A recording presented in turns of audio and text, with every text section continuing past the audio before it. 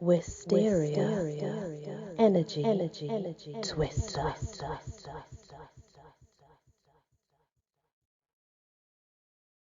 Hello everyone, welcome back to my channel and to the Encyclopedia of the Fae. We're still on G, we're not finished them yet. We're on the Gillan, but it's also got various names. It's also called the Al Ghul and the Ghoul.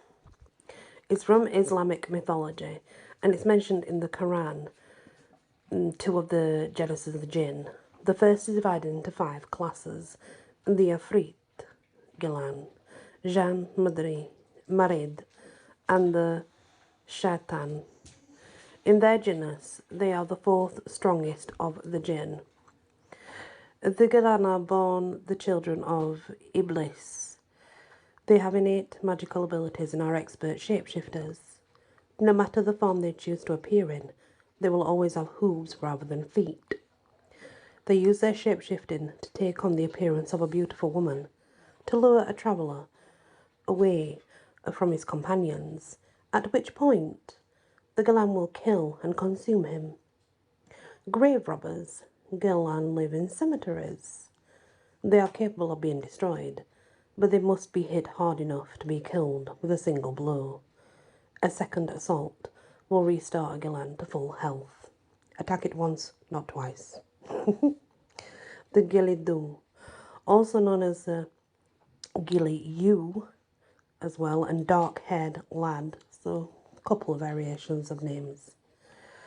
In Scottish folklore, Gilidu, dark shoe, is a nocturnal solitary fairy, acting as a guardian of the trees, much like a dryad or nature spirit in the area of Gaelloch and Loch and Drwing. It's especially protective of birch trees. Described as having dark hair and clothed in leaves and moss, much like the Green Man, this fairy is not fond of humans, will capture anyone who endangers his trees. Offenders are either crushed to death in his strong green arms, becoming compost, or by use of fairy magic, enslaved for all eternity. The Gians. In the fairy lore of northern Italy, more specifically Sardinia, the Gians, or Geinis, are female species of solitary fairy. They are master weavers. They are found in cliffs, forests, and hills. By use of their spinning wheel, they're able to tell the future by scrying into the wheel as it turns.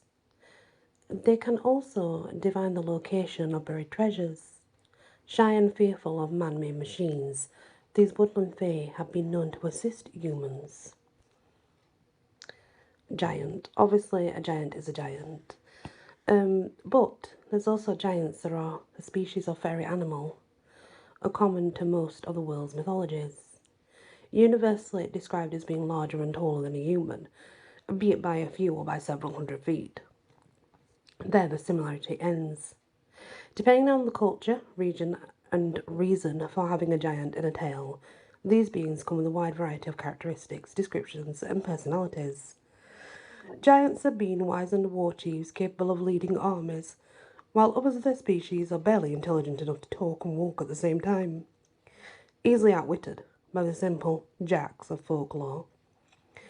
Some have said to be gods and the creatures of the universe, and Pother are the progenitors of the great noble families, while others yet are more animal-like, living in caves, barely clothed in furs, wielding a misshapen club, robbing the countryside of its goats and sheep.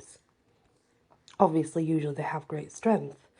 That's common in most giants. But this is typically in proportion to their size and not otherwise remarkable. Traditionally, they represent an obstacle a hero must overcome and defeat on his quest.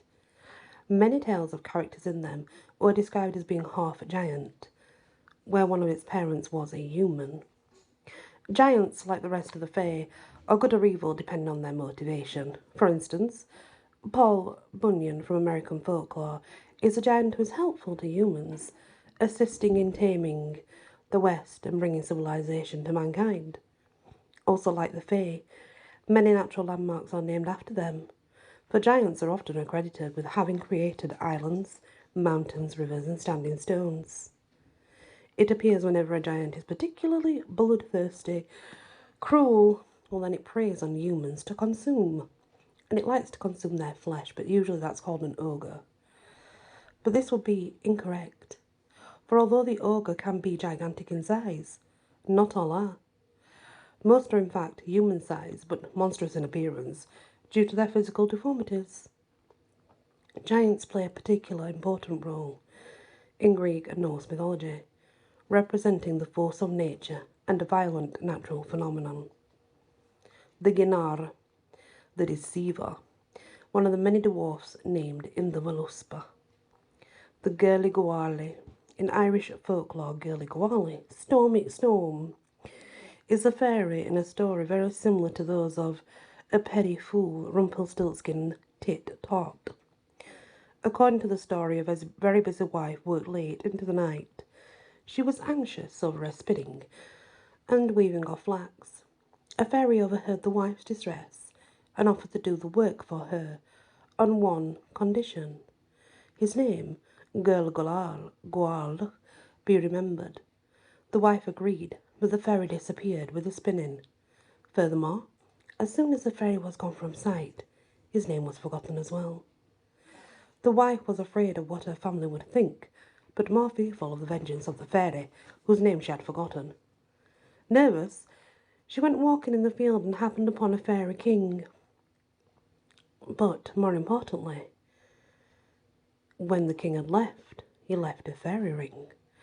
But she heard the fairy she had bargained with, signing, "If yon woman knew my name to be Gurliguali, I would have neither frazee nor canvas."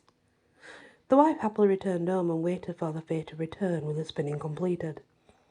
As soon as he appeared, the wife greeted him by name, and, well, the fairy handed over the spinning as promised and disappeared in a fit of rage. So it's a lot like Rumpelstiltskin, but it's older. Therefore, to tell the story is more complicated because it's just Old English and some of it doesn't make sense, to be honest. The Guilloret. In French fairy lore, the Princess Mignonette, usually pronounced Guilloret, was said to have a kind heart, but was difficult to live with, as she was never able to make up her mind or stick to decisions. In a position similar to the fairy godmother, she was given the task of ruling the court of young King Circe until he was of age to assume his royal duties and responsibilities. Before she left the court, Girouette was determined to see the king married, and selected Princess Diaphana, and that was a perfect choice. Gerp. Swedish fairy tale, the bird Gerp. It was said the fairy animal, a bird by the name of Gerp, had the ability to restore sight to the blind with its song. The bird was kept in a cage by a king, and was guarded as his greatest treasure. The Glashtig. Glashtig meaning grey, crouching object. This is one of the Fwath, and a collective name for the malicious and monstrous water fae in Scottish folklore. There are two sets of descriptions for this fairy. The first has it being a monstrous creature, part human, part goat. The ratio of human to animal varies, depending on the story. Sometimes it's able to hide its animal characteristics under a long green dress. This form of Glashtig says it will lure a man to dance with it, and then, like a vampire, will drain him dry of blood. In true fairy fashion, it can also be benign and assist children and elderly in herding cattle. The Glashtig is also described as looking like a woman with a wan, grey face, dusky skin, long blonde hair. In this guise, it is more like a tutelary guardian attached to a particular location. In most stories involving the Glashtig, it is typically invisible, and seeing it is extremely rare. Disliking dogs and protecting people of weak intellect, the Glashtig is said to be physically stronger than most of the fairies. It has a particular interest in dairy cows and will go out of its way to protect them. A portion of milk is set out for the Glashtig each evening to ensure its ongoing protection. Well, that's interesting. I've not heard of that before. Glas Gavlin, also known as the Dun Cow of Kirkham, the Dun Cow of McBrandy's Thicket, and Glash Gavlin, a fairy cow from Irish lore. It would present itself to every household in anticipation of being milked. Described as being milk white and studded with bright green spots, it was said this fairy animal regularly made the rounds until one day a greedy woman, who was determined to obtain more than her daily pail, milked it into a sea, running it dry, causing the cow to leave Ireland forever. There are various versions of this lore told all over Wales and Islands, but the basic story of it is the same, you know. When the cow's about, basically pastures grow greener. They are abundant in their growing, whatever they're growing, herbs or vegetables wise. When the cow leaves, everything goes downhill. We've already done the Glashtin. The Glashtin is a goblin, remember? But we did that in the other one. Glauce, a sea nymph, bright green or sea green, was one of the named Nereis in Greek mythology. Yep, she's in a lot of stories as well, actually, Glauce, which is surprising because not a lot of them have their own parts, but she does. Glauk was a Nereid of grey waters and made the shimmering lights on the sea. She was one of the named Nereid who accompanied Thetis in mourning the loss of her son. Glaucia, a nymph of the river Scamandros in Throde, Anatolia. Glaucia of Greek mythology was loved by Dimachos, also known as Drimachos, a companion of the godling Heracles, also, that is Hercules to us now, during his Trojan expedition. The couple had a child together, a son named Scamander. Glauconom, a Nereid of the Green Sea in Greek mythology. Gloi, or Gloin, two variations, meaning glowing. One of the many dwarfs in the Voluspa. And obviously gnome, we've already done gnome, so we're not going to do that again. Gob, though, in German folklore, Gob is the king of gnomes. This is a very rare individual gnome and seldom features as a character in a story. Gob has a magical sword and has the ability to manipulate the melancholy temperament of humans' melancholy temperament. That's a tongue twister. This associates him with the human black bile of alchemic medicine. And we already done a goblin. There are many different goblins, remember. They are all very different, not the same. Godda, also known as Gondul. In folklore from Shropshire, England, the fairy Godda married and became the wife of Wild Eric. She and her husband, along with his faithful band of followers, were said to ride out and take the field whenever England is threatened. As Gondul, she was one of the Valkyries. Goibnu, one of the Tuatha de Danann. Goibnu was not only the weaponsmith who created his magical weapons for people, but he was also a brew master. In his otherworld roadhouse, Goibnu brewed ale made from the fruit of otherworldly trees. Anyone who drank his ale would remain eternally vital and youthful. Give me some of that. I'd take that. Gol. In Nordic and Teutonic mythology, Gol, meaning Grim or Herald, was one of the named Valkyries. A nymph of battle, always depicted as a beautiful woman who was sometimes immortal, via the attendance of the god Odin. Gon Conair, in Irish lore also known as a love talker. It's like the Jean Ganesh that we've already done. It's like an idle fairy, living remote valleys. They enjoy pipe smoking and making love to milkmaids and shepherdesses. Gondul. In Nordic and Teutonic mythology, Gondul, she-wolf, was one of the named Valkyries, a nymph of battle. Good Lubber. In the fairy lore of Mansfield, Germany, The good lubber was a fae to whom the bones of animals were offered up in sacrifice. Gooseberry wife, also known as Aldgoggin. In the folklore of England on the Isle of Wight, the gooseberry wife is a fairy appearing as a large and woolly caterpillar. It guards over gooseberries growing in gardens. Gorge. In Greek mythology, Gorge was a water nymph, actually one of the Daenads. Gorgonzola. In the fairy tale Art of Ice by Comte di Calou, the fairy Gorgonzola appeared as an old hag who had the ability to grow gigantic in size and magically transform her staff into a dragon, her cloak into a golden mantle, and her shoes into rockets.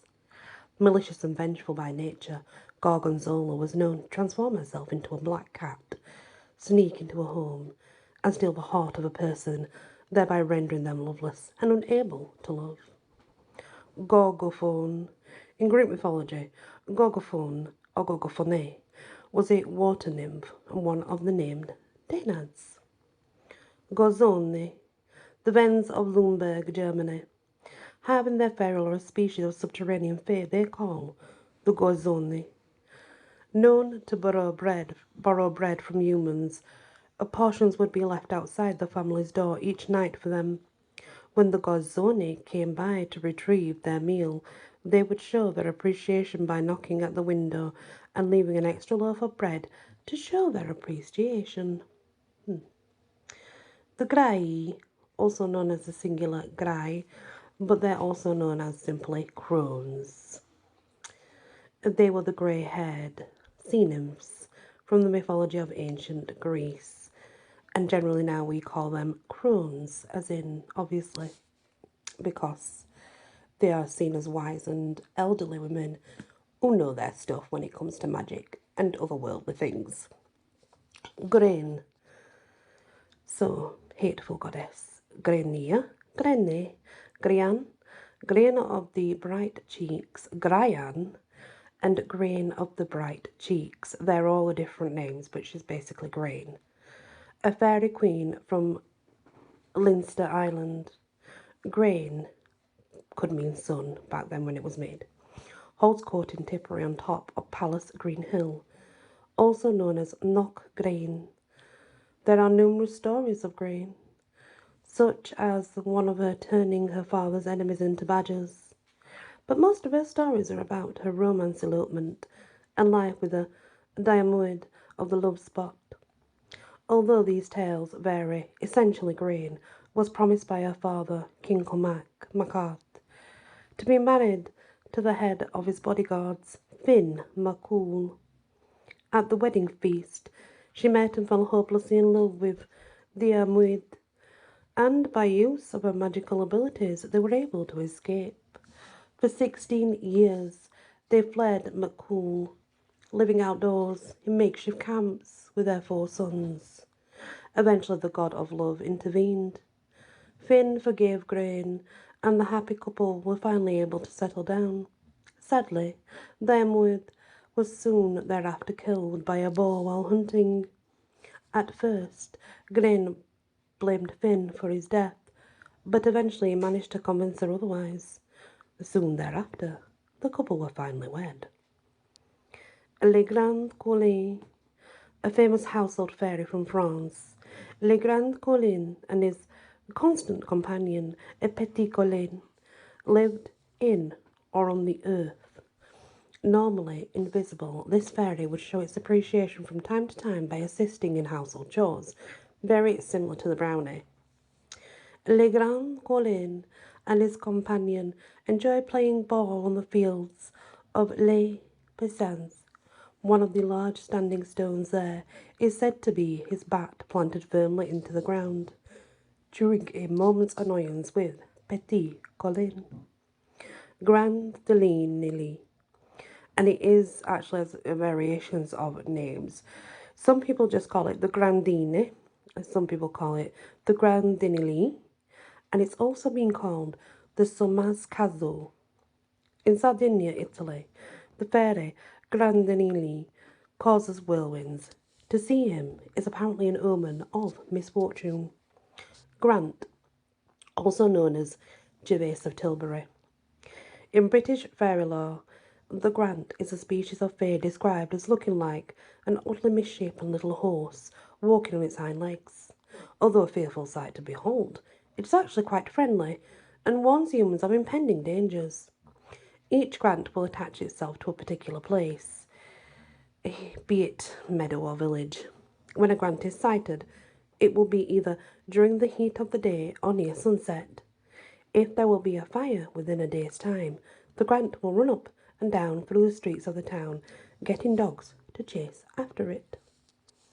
We're not going to do the Green Children because we already did the story in the Green Children, so if you want to hear that, if you go back to the British fairies from A to Z, which is in the same playlist, the Green Children are in there.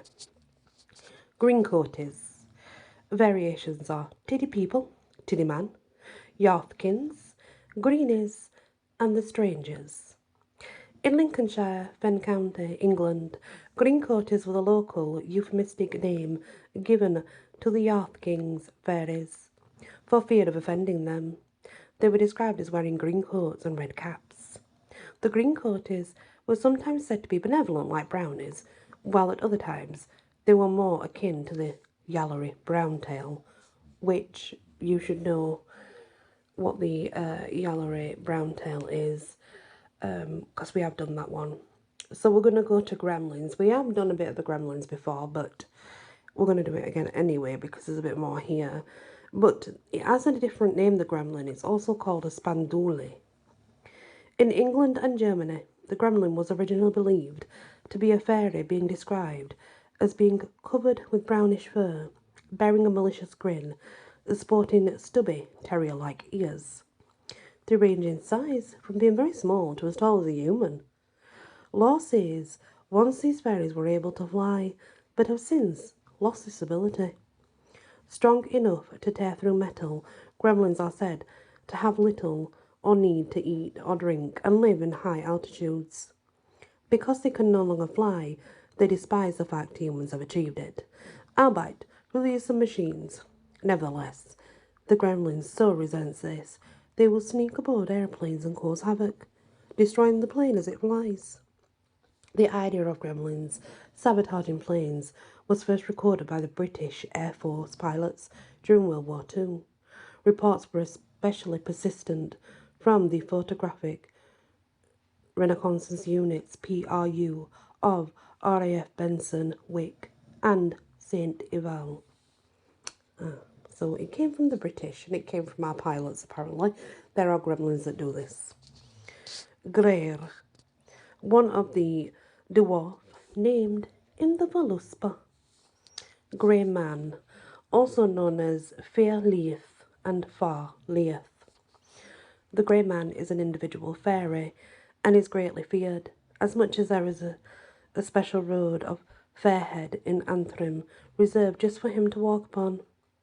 Although he lacks the ability to speak, he takes great delight in causing the loss of human life, using his ability to create fog, known as the Grey Man's breath.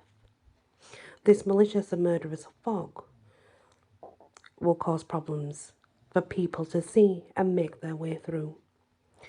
The Fae will also obscure the rocks along the Irish and Scottish coasts, in hope ships will crash into the jetties by using the fog. The Grey Man will also cause darkness on the road to those who travel along it, so that they could maybe step off a cliff and fall to their death.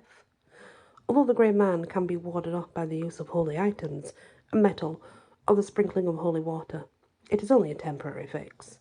He will return, and with a vengeance. Grig. The Grigs are a species of small, merry fairy dressed in green and wear red hats and stockings. Grigging apples. The small apples left on trees after harvest time in Somerset are said to remain there for the fairies. The Oxford Dictionary defines Grig as a baby eel, a cricket, a dwarf, or something small. Grim. Grim was one of the fairies mentioned being in the company of Robin Goodfellow. That was in the 17th century pamphlet. He and his fellow fairies, Gull, Patch and Pinch, are all said to have shape-shifting abilities. That's according to William Shakespeare's play, A Midsummer Night's Dream. Grimm would bother those who travelled at night, appearing to them as fire, a headless bear, horse, a hound, and making frightening sounds and chase after them. In The Tempest, he was said to ride upon the back of bats, to fly through the night sky, to roost with the owl, and drink nectar from the cowslip blossoms. Grindylow. In the folklore of Yorkshire, England, Grindylow was a nymph of water, or water fairy, who lived at the bottom of pits, ponds, and wells. When children came too close to her domain, she reached out, grabbed and held them under the water until they were drowned. She was used by parents as a nursery bogey to keep them away from water they should not go near. The Groche. In the British tale, The Groche of the Isle of Loch, it is a fairy living on an island in the middle of a lake, and it was said this fairy was richer than all the kings in the world combined. But to reach its island palace, one must find a small ship, painted blue, shaped like a swan, with its head tucked under its wing. Upon boarding this, it will animate and take its passage to an underwater palace, which is made of blue, green, pink, lilac, and white shells. The staircases of the palace are made of crystals. The gardens are full of plants, and diamonds grow there, as if they were flowers. Men who seek this for its treasures are tricked into falling in love with her, and when they try to marry her, she transforms them into fish and tosses them into a pond. Well, that's nice. We have the Grogod, which we've done before, and it's a solitary fairy, Scottish Highlands, and it's kind of like a brownie. The Grogok, also known as the Finninodari, Irish lore, the Grogok was originally a species of half-human and half-fairy natives who left Kintyre, Scotland, and settled in Ireland. There are no females. Described as looking like a small elderly man covered with coarse reddish hair, these fairies do not wear clothing, but rather cover themselves in dirt and twigs. They're well known for their lack of hygiene. Impervious to the cold and the heat of the elements, the Grogok lives in caves or in clefts in the landscape. Large stones dotting the countryside are known as Grogok's houses. So now you know what they are if you see them. The Guild folk, also known as the Guild neighbours. The Guild folk are a species of troll living in the interior of Green Hill. The interior walls of their subterranean homes are lined with gold and silver. Usually these fairies are described dressed in grey or green clothing. Gull. Gull was one of the fairies that was mentioned with the Robin Goodfellow. The Gumnut Babies. Created by Cecilia May Gibbs, 1877 to 1969, Gumnut Babies made their literary debut in January 1914. Like the Flower Fairies of England, which Gibbs was a native of, these fictional fairies become a part of many Australians' childhoods. So they were very small, chubby with blonde or red hair, and each fairy dressed according to the flower it represented. So they were just like flower fairies, basically.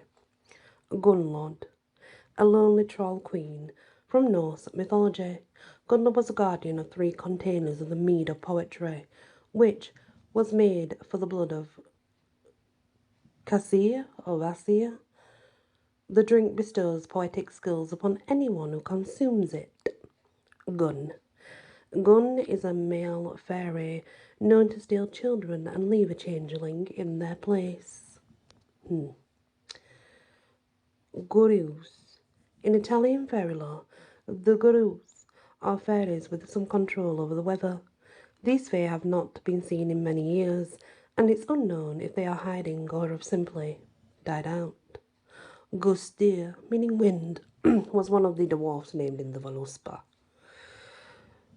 We've already done that one, so we're not going to repeat the same ones because I don't think there's any point.